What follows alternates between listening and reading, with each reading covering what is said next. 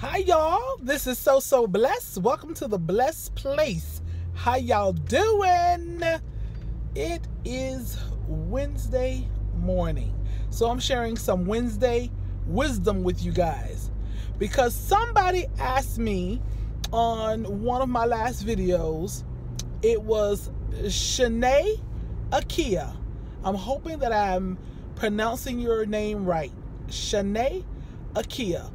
You asked, could I give some advice to the single ladies on how to be found, especially those single ladies who are often in church and don't have a social life outside of church? Very good question.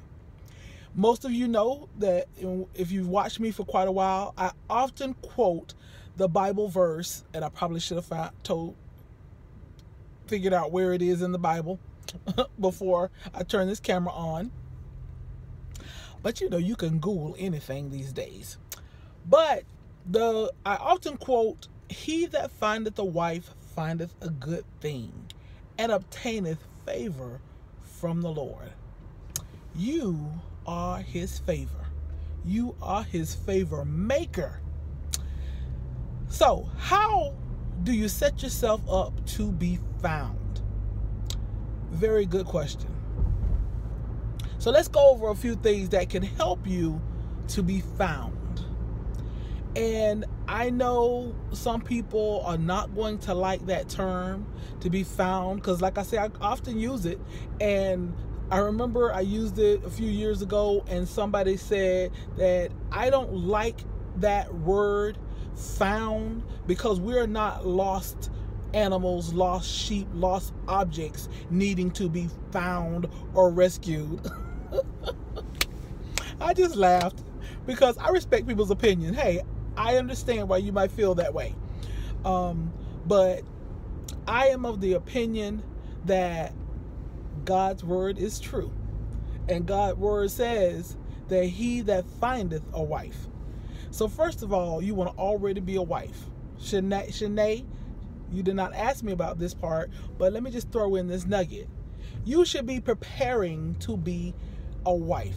That is a whole nother video, how to prepare to be a wife. So that's a whole nother video. If anybody wants to know how to prepare to be a wife, just let me know in the comments. But you wanted to know how to be found. Let me just start out by saying, I remember Christmas time, my sisters and I were all gathered around at my mom's house for Christmas dinner, and a couple came over to visit us. And I was talking to them about the relationship, and I was talking to the guy, and he just dropped some nuggets about relationships, and I was just intrigued and enthralled because y'all know this is my thing. I love talking about relationships. And one of the things he said was that a man, your chances increase in meeting somebody when a man feels like you're approachable, when a man feels like he has a strong possibility of being able to talk to you. So if you seem unapproachable, if you seem disinterested, if you seem that you're lost in your own thoughts, or lost in your own cell phone, or lost in conversation with your group of girlfriends or whatever, he's less apt to approach you. If you seem conceited, snooty, he's less apt to talk to you because his chances of being rejected are highly increased, or at least perceived to be increased, when he thinks that he doesn't have a shot with you for whatever reason. He doesn't have a shot with you because you carry around an aura that you think you're all of that. And so you carry around this aura of conceit, or you carry around this aura of low self-esteem. And most of the time, a man is not attracted to that, except for, just a side note, my barber. I just love him. And I can remember one time he told me that first lady, he's from Philly. He just got that Philly slang and the Philly vernacular. He's like, First Lady, a man can smell low self-esteem like fried chicken. He said, you know when you fry fried chicken and somebody walk up in the house and you done fried chicken, you can't hide that smell. Say you walk in and you say, I smell fried chicken. He said, and that's the way a man can sniff out low self-esteem. He said, I think I smell low self-esteem.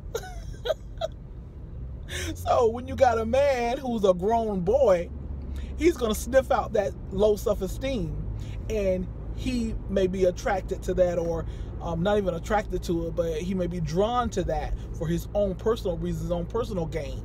But a real man, a real grown man, is not so much attracted to low self-esteem. So what you have to do to be found, you have to, first of all, you got to have a balanced life. Believe me, I'm a church girl. I grew up a church girl. I understand church. But as I talked about in one of my past videos, and Shanae, I don't know if you got a chance to see that, but I talked about having a balanced life, a balanced Christian life. Your life should just not all be about just church, church, church. Now, some Christians might not agree with that, but over here in the Blessed Place, I express Deidre's opinion. So your life has to be balanced. I mean, unless you're going to a church that's just a mega church and got thousands of people, very likely you might not meet your husband at church. It's a very good possibility that you can, but highly unlikely that you're going to meet your mate, your husband, at church. You've got to have a balanced life. You've got to explore your lives. God has all kinds of beautiful things out there for you to see and do and experience, and as long as you're not going against the will of God and against and you're not being disobedient to God, then He has the world for you to explore, the world for you to go out and enjoy. So you got to have a balanced life, because if you are only going to church, work, sleep, church, work, sleep, you're not making yourself available to be found. That's number one. And I guess I should have prefaced this by saying number one should be, first of all, be in prayer. Be in prayer about who God has for you. Be in prayer about being found by who God has for you. Okay, after you're in prayer about that, then, like I said, you got to have a balanced life. You've got to put yourself out there in the world doing things that you enjoy doing. You've got to go out there and go to art. If you like art, get into the art. If you like festivals, go to festivals. If you like what else? What people do, what people do. But get out there. If you like books, go to book fairs, or go to the library, or go to Books A Million, or go to some quaint little bookshop. Or if you travel, you get out there and travel. Oh my goodness, travel, see the world. But that's one of the biggest things that I would tell single people in order to be found. You got to get yourself out into the world. There's also online dating. I am not against online dating. What I am against is exclusively online dating, when all you do is stay in your house and stay tied and tethered to your PC, or tied and tethered to your cell phone. And you're so entrenched and engrossed in your cell phone that you don't even know what's going on out in the world. You've got to look available.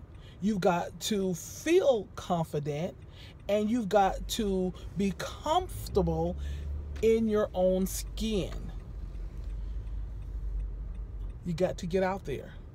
You cannot be found just going to work, church, school, and home. I wouldn't say you cannot be found.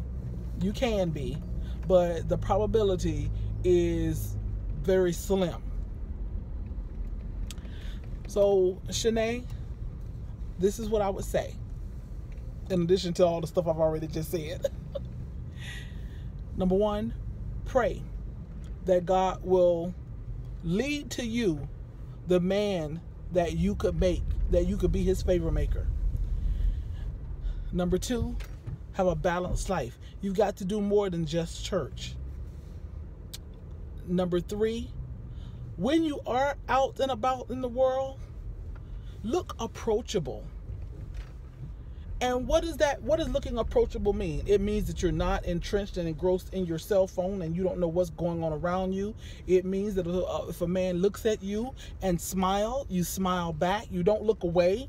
You smile back. If a man compliments you, you receive his compliment with grace. If you see something that you want to compliment on a man, there's absolutely nothing wrong with complimenting a man on how well he's dressed, or how beautiful his smile is, or how handsome he is. I know a lot of women would not do that, but talk about confidence. That's confidence when you can walk up to a man and you tell him, "Oh my goodness, I love your. You smell so good. What are you wearing?" Or you have a beautiful smile, or whatever it is. Don't be afraid to compliment a man or to approach a man. Approaching a man is not the same thing as running behind a man. It's not the same thing as